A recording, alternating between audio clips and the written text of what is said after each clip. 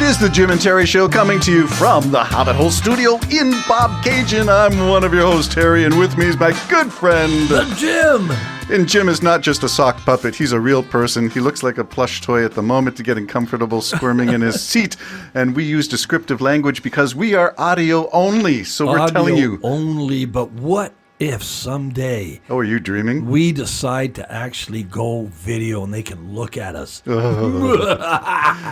will rue the day, my friend. Rue the day when the Jim and Terry Show goes visual. Blowing up the internet. Yes. You suggested a teaser where we drop a 10-day countdown to the new, revised, and improved Jim and Terry Show.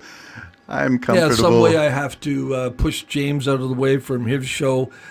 Stay spiritual so we can have their studio. It's prettier than ours. Oh, it's prettier. Okay, we were talking this morning, just briefly, I played you a song from Canadian A Productions, which is my brother Dan, using artificial intelligence to talk about his life, to write his autobiography in song, which is interesting because he's not a poet, he's not a writer, he's not anyone who studied music at any length. But at this point, he finds AI opening his life through song, his ability to curate and tell AI, I want this kind of voice, this kind of background, this kind of tone, and he generates music. And the latest one was a reflection called Canada is Calling. You can find it on Canadian A. I will put a link in the description.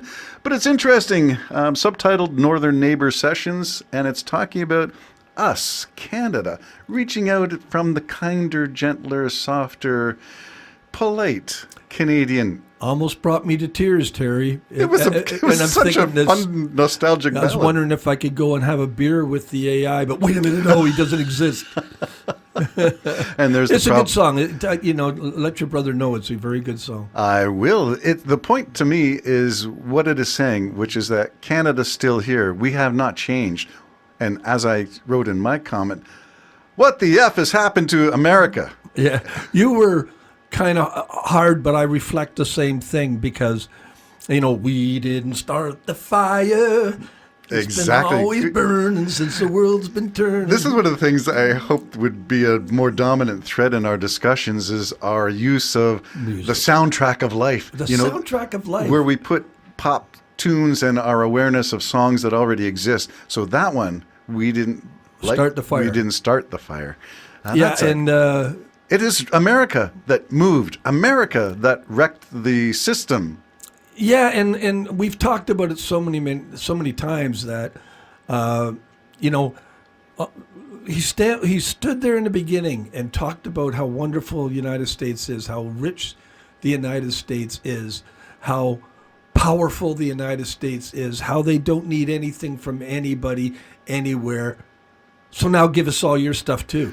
Give us all your stuff. Yeah, we want to be even greater and better and stronger than you. We want to penalize you and charge you from coming into our store.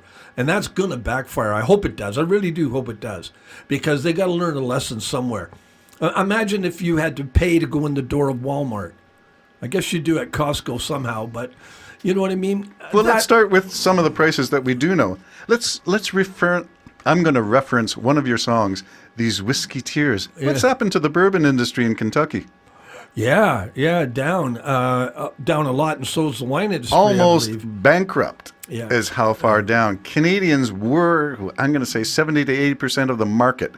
So you lose that market, which they did because people like Premier Ford and other premiers in the provinces of Ontario, not just Ontario, but BC, I think. And I don't think the one province that did not do this was Alberta.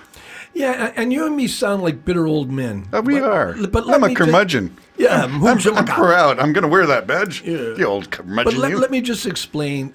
Let me explain what? Well, Trump went forward in the beginning, and I heard him say it, that we're going to bankrupt Canada. We're going to bankrupt you. We're going to bring you to your knees, I think he said, until you beg us to become the 51st state. So they've declared economic war on Canada. And I don't think people understand this. We are economically at war with the United States. And if that don't work, maybe they'll try to take us militarily. But let's one problem at a time. So one of the reasons I don't like the idea of so many Canadians still going down south, and they will during the March break. There'll be a lot of people go down. They're not thinking. They're really not thinking. That's like supporting Germany when it was at war with the world, literally giving your money. Now, I got to tell everybody this. I have a timeshare down there, and I spent a lot of money. I had to spend a lot of money. I'm trying to be honorable and honor my agreement. I'm not going. You know what I mean? But I've spent a lot of money to do it. So I'm not judging as much as I'm saying try to understand the situation we have here. The only way we can show our strength is by not spending our money in the United States. Exactly. Or buying their products. For instance, I probably would not buy an American vehicle, and mine was acting up a little bit coming here. It'll be probably Japanese or Chinese.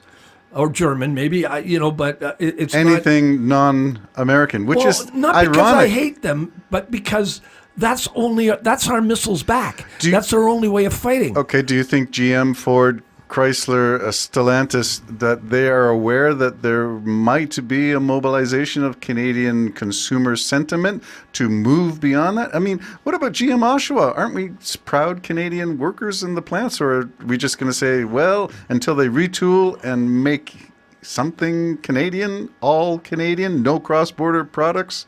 Well, you got a point.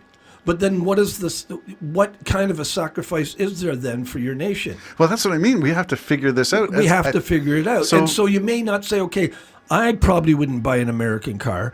I'm not going to. Made in America? You mean and they're working out a way to get a Ford from Mexico.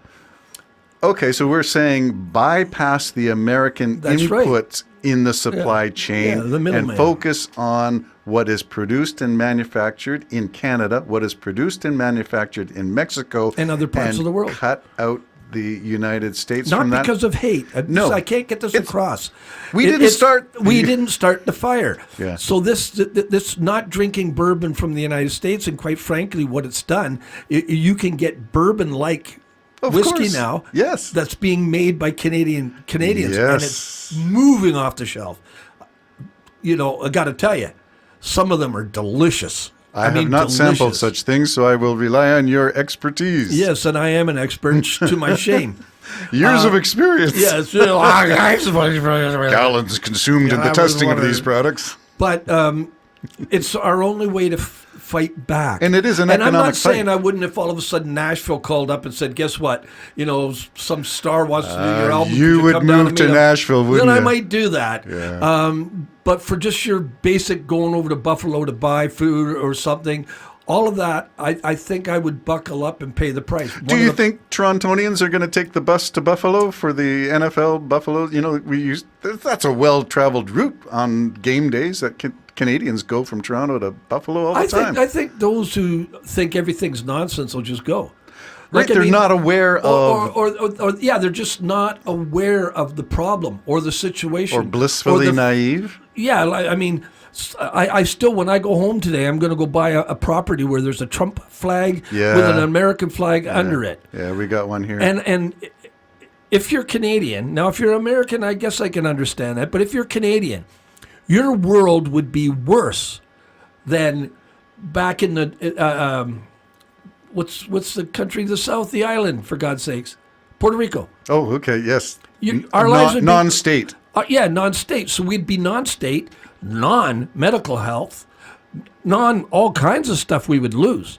And we would be considered for at least 100 years the old clunky old Canadian. Oh, boy. That's what we would be looked at. The oakley-dokley. So our only hope now is to do the only thing we can do, and that is peacefully protest. Spend our money in Canada. Spend your money in Canada, and I'm one looking forward to take a look at these Chinese cars that are coming.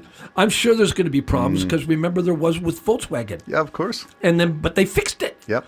And I thank Japan, quite frankly, that for our quality of cars now built here, even Ford and GM and the rest of them. Because if it wasn't for Japan, we would have crap cans. And where was Carney the past week? Signing deals with Japan. Yeah. So there we go. Looking forward, not backwards. We're not looking at the relationship to be restored. We're looking at how we can make things new. Jim and Terry Show. If you don't like it, move. It's complicated. Oh, sing it with me, brother. Bye-bye for now.